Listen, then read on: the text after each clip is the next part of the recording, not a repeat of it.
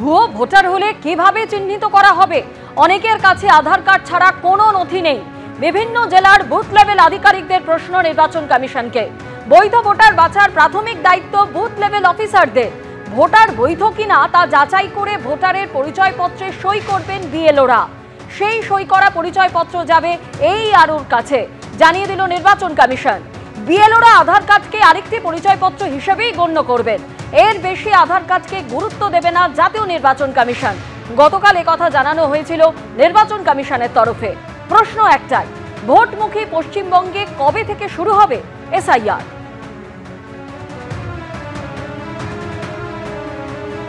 ধরুন আমরা যখন ওই ম্যাপিং করছি 2002-এর সঙ্গে 2025-এ, তখন আমরা বাবা মায়ের লিঙ্কেজে ম্যাপিং করেছি। কিন্তু আমরা জানতে চেয়েছিলাম যে ধরুন তার গ্র্যান্ডফাদার বা গ্র্যান্ডমাদারের যদি নাম থাকে 2002-এ, সেটার সঙ্গে ম্যাপিং করবো কিনা। এখন সেটা উত্তর পেলাম, কিন্তু আমরা বিডিও অফিসে যখন ট্রেনিং হয়েছিল তখন সেটার আমরা উত্তর পাইনি। জানালেন যে আপনারা নির্ভয়ে লিগ্যাল ওয়েতে কাজ করবেন। ইলেকশন কমিশন যা যা নির্দেশ দিবে সেই নির্দেশ অনুযায়ী, সেই তথ্য অনুযায়ী কাজ করতে হবে, সেই শর্ত অনুযায়ী কাজ করতে হবে।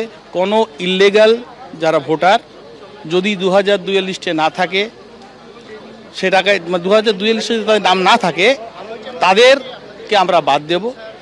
জিজ্ঞাসা করেছিলেন যে যদি কোনো প্রকার কোনো কিছুর প্রেসার আমাদের ওপর আসে তখন আমরা কি করতে পারি।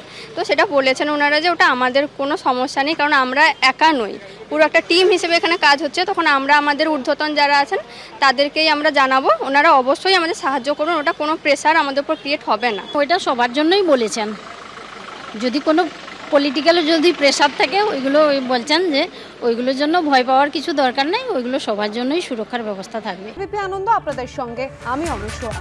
বিহারের পর এবারে রাজ্যে এসআইআর এর পালা। এই নিয়ে মঙ্গলবারই রাজ্যে এসেছে নির্বাচন কমিশনের বিশেষ টিম। সূত্রের খবর, বিজ্ঞপ্তি প্রকাশের পর এসআইআর এর জন্য আবেদনপত্র 3 থেকে 4 দিনের মধ্যে অন্তত 20% ছাপানো কি সম্ভব? যাবতীয় কাজ 11 থেকে 15 অক্টোবরের মধ্যে শেষ করতে নির্দেশ দিল নির্বাচন কমিশনের বিশেষ দল।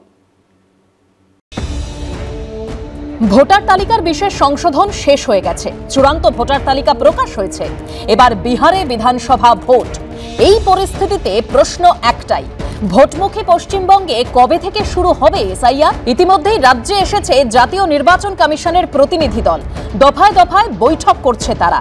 সূত্রের খবর, জাতীয় নির্বাচন কমিশনের প্রতিনিধিরা জানতে চেয়েছে এসআইআর এর বিজ্ঞপ্তি প্রকাশের পর এনুমারেশন ফর্ম অর্থাৎ এসআইআর এর জন্য আবেদনপত্র 3 থেকে 4 দিনের মধ্যে অন্তত 20% ছাপানো কি সম্ভব?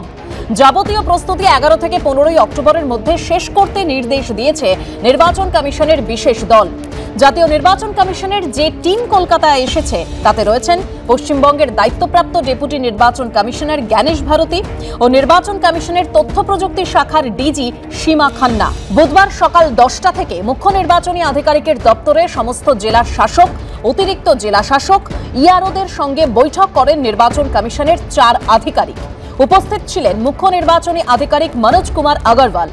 এদিনের আলোচনায় উঠে আসে একাধিক বিষয়। সূত্রের খবর, জাতীয় নির্বাচন কমিশনের আধিকারিকরা জানতে চান পশ্চিমবঙ্গের প্রতিটি জেলা এসআইআর নিয়ে কতটা প্রস্তুত। বিজ্ঞপ্তি প্রকাশের পর এনুমারেশন ফর্ম অর্থাৎ এসআইআর এর জন্য আবেদনপত্র 3 থেকে 4 দিনের মধ্যে অন্তত 20% ছাপানো কি সম্ভব?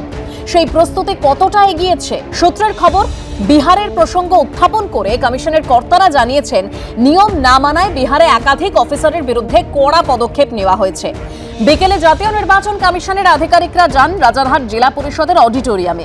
রাজারহাট, গোপালপুর ও রাজারহাট নিউ টাউন বিধানসভার প্রায় 600 জন বিএলওকে নিয়ে বৈঠক করেন তাঁরা। সূত্রের খবর, বৈঠকে একটি প্রশ্নের উত্তরে ডেপুটি নির্বাচন কমিশনার জ্ঞানেশ ভারতী জানান, সুপ্রিম কোর্টের নির্দেশ অনুযায়ী আধার শুধু পরিচয়পত্র, এটা কোনো ঠিকানা বা নাগরিকত্বের প্রমাণ নয়। বিএলওরা আধার কার্ডকে আরেকটি পরিচয়পত্র হিসেবে গণ্য করবেন। এর বেশি আধার কার্ডকে গুরুত্ব দেবে না জাতীয় নির্বাচন কমিশন। সূত্রের খবর, নির্বাচন কমিশনের তথ্য প্রযুক্তি শাখার ডিজি সীমা খান্না বৈঠকে বলেন, বুথ লেভেল অফিসারদের অনেক ক্ষমতা, আপনারা নিয়ম মেনে কাজ করুন। আরে কিছুটা বিএলও যেটা আছে, গাইডলাইন কি আছে, সার্কুলার কি আছে, বিএলও কিরম কাজ করবে, বিএলও কোনো প্রবলেম হচ্ছে না হচ্ছে, বিএলও কোনো প্রবলেম এইসব জিনিস আর কি আছে, জেনারেল জিনিস ছিল। ভিতরে যখন বৈঠক চলছে, বাইরে তখন প্ল্যাকার্ড হাতে বিক্ষোভ দেখান কয়েকজন। আমার ভোটের নামটা কেটে দিয়েছে। মাসখানে আগে বাড়িতে গেছিল চেক আপ করতে, তখন ভোটটা কেটে দিয়েছে। কাউন্সিলরের কাছে গেছিলাম, কাউন্সিলর দেখে বললো হ্যাঁ তোমার নামটা কাটা গেছে। নো এসআইআর প্ল্যাকার্ড নিয়ে এদিন মুখ্য নির্বাচনী আধিকারিকের দপ্তরের সামনে বিক্ষোভ দেখায় দেশ বাঁচাও গণমঞ্চ। রুমা পাল, সমীরণ পাল, অর্ণব মুখোপাধ্যায়ের রিপোর্ট, এবিপি আনন্দ। কেষ্টপুরে খাল থেকে উদ্ধার হলো 5 বছরের শিশু কন্যার মৃতদেহ।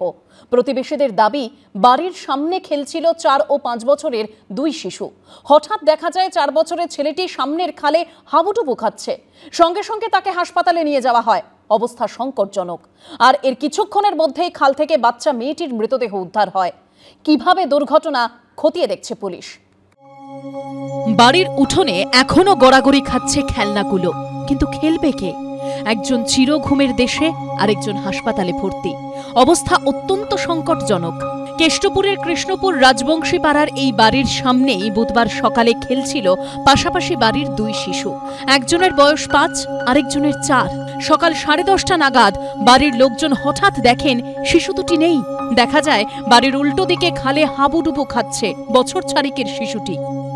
কেষ্টপুরে মর্মান্তিক দুর্ঘটনা। বাড়ির মধ্যে খেলছিল বালক বালিকা এবং তার পরবর্তীকালে হঠাৎ করে বাড়ির সদস্যরা দেখতে পান যে তারা কেউ বাড়িতে নেই।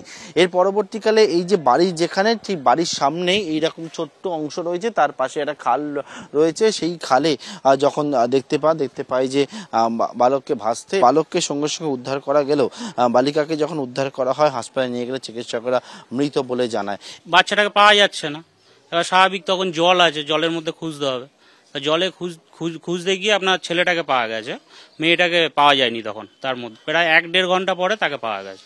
খেলছিল খেলতে ওখানে গিয়ে বসেছিল। থেকে ওদের কি হয়েছে জানি না, হয়তো একজন পড়ে গেছে, আর একজনকে বাঁচাতে গেছে। ছেলেটা বেঁচে গেছে, মেয়েটা মারা গেছে। তাকে উদ্ধার করে হাসপাতালে নিয়ে যাওয়া হয়। খানিকক্ষণ পর খাল থেকে উদ্ধার করা হয় 5 বছরের শিশু কন্যাকে। হাসপাতালে নিয়ে গেলে চিকিৎসকরা তাকে মৃত ঘোষণা করে।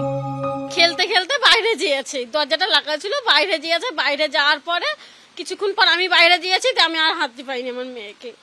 2 বাচ্চাই পাইনি আমি।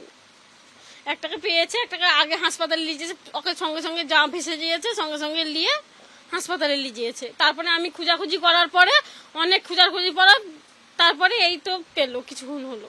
তারপরে হাসপাতালে নিয়ে গেল।